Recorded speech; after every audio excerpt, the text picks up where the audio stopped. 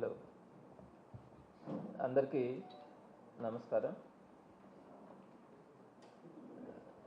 ప్రధానంగా ఈరోజు భారతదేశ వ్యాప్తంగా కూడా ఆంధ్ర రాష్ట్రంలో జరుగుతున్నటువంటి ఆటవిక రాజ్యం గురించి ఈరోజు భారతదేశ వ్యాప్తంగా ప్రపంచంలో ఉన్నటువంటి తెలుగు ప్రజలందరూ కూడా చర్చించుకునేలాగా ఈరోజు ఈ ఆంధ్ర రాష్ట్రంలో ఒక దుర్మార్గమైనటువంటి పరిపాలన, ఒక ఆటవిక రాజ్యం కొనసాగుతూ ఉంది. ఏదైనా వాళ్ళు మాట్లాడితే అది ఒప్పు, ప్రతిపక్షాలు మాట్లాడకపోయినా కూడా వారి మీద కేసులు పెట్టి నిర్బంధించి ఈరోజు పెడుతున్నటువంటి అగచాట్లు అందరికీ కూడా తెలిసినవి. దుర్మార్గమైనటువంటి కేసులు పెడతా ఉన్నది ఈ ప్రభుత్వం.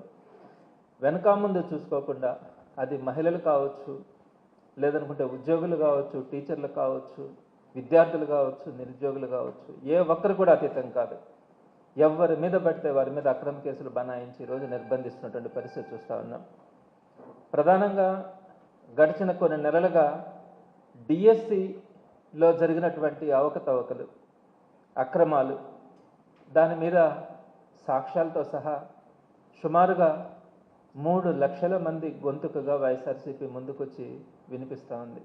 మీరు ఒకసారి ఆలోచించండి, ఇంత పెద్ద ఉద్యమాలు జరుగుతూ ఉన్న తర్వాత ఇన్ని వందల మంది డిఎస్సిలో నష్టపోయినటువంటి అభ్యర్థులు కోర్టులకు అప్రోచ్ కావడం కానీ, అదేవిధంగా స్వయంగా స్కూల్ ఎడ్యుకేషన్కి కొన్ని వేల మంది గ్రీవెన్సులు పెట్టుకోవడం కానీ, మేము నష్టపోయినాము అని చెప్పి కుయ్యో మర్రో అని వారందరూ కూడా అటు కోర్టులను కానీ, ఇటు స్కూల్ ఎడ్యుకేషన్ కానీ, అటు శాప్ను కానీ, అంటే స్పోర్ట్స్ అథారిటీ వారిని కానీ అప్రోచ్ అయ్యి బాధలు పడతా రోడ్డు మీద తిరుగుతూ ఉన్నారు. కనీసం కొంచెమైనా కూడా కనికరం లేకుండా దీని మీద అందరూ అడుగుతున్నది కూడా ఒక్కటే, సిబిఐ ఎంక్వైరీ చేయించండి. అన్ని ఆధారాలు దొరికినాయి కదా, క్వశ్చన్ పేపర్ లీకేజ్ గురించి ఆధారాలు దొరికినాయి కదా. మీరు ఉద్యోగాలని 15 లక్షలు, 13, 14 లక్షలకి అమ్ముకోవడానికి మీరు జరిపినటువంటి బేరసారాలు కానీ, ఇచ్చినటువంటి అభ్యర్థులు పోలీస్ స్టేషన్లను అప్రోచ్ అయినవి కానీ, ఇవన్నీ కూడా సాక్ష్యాలతో సహా వచ్చాయి కదా.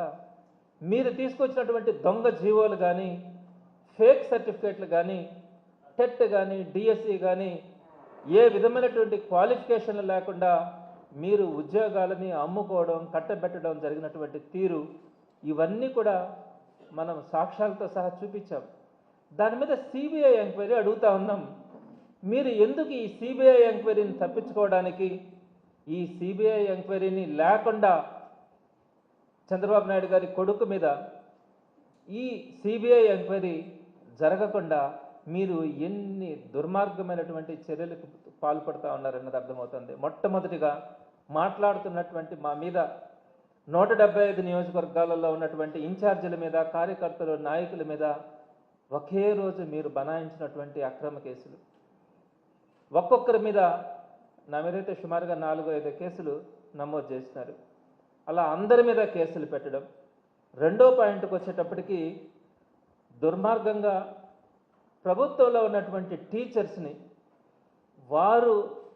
వారికి ఉన్నటువంటి బాధల్ని చెప్పుకోవడానికి కేంద్ర విద్యాశాఖ మంత్రిని కలవడానికి వారు ప్రయత్నిస్తే, వారికి కూడా డిఎస్సి మరక అంటించి వారిని ఎలాంటి నోటీసులు లేకుండా వారిని ఏకంగా సస్పెండ్ చేసేయడం, నోటీసు కానీ ఎక్స్ప్లెనేషన్స్ కానీ లేకుండా సస్పెండ్ చేయడం. మూడోది, టీచర్స్ ఏదైతే 2025లో సెలెక్ట్ అయినటువంటి టీచర్స్ ఉన్నారో వారిని బలవంతంగా ఎంఈఓల ద్వారా వారందరికీ కూడా ట్రాన్స్పోర్టేషన్, ఫుడ్, అకామిడేషన్స్ ఏర్పాటు చేస్తామని చెప్పి బలవంతంగా చేసి వారిని రోడ్డు మీదకి తీసుకొని వచ్చి పొలిటికల్ ధర్నాలు చేయించడం గవర్నమెంట్ టీచర్స్ చేత. వారి బాధలు చెప్పుకోవడానికి టీచర్స్ వస్తే సస్పెండ్ చేసినారు.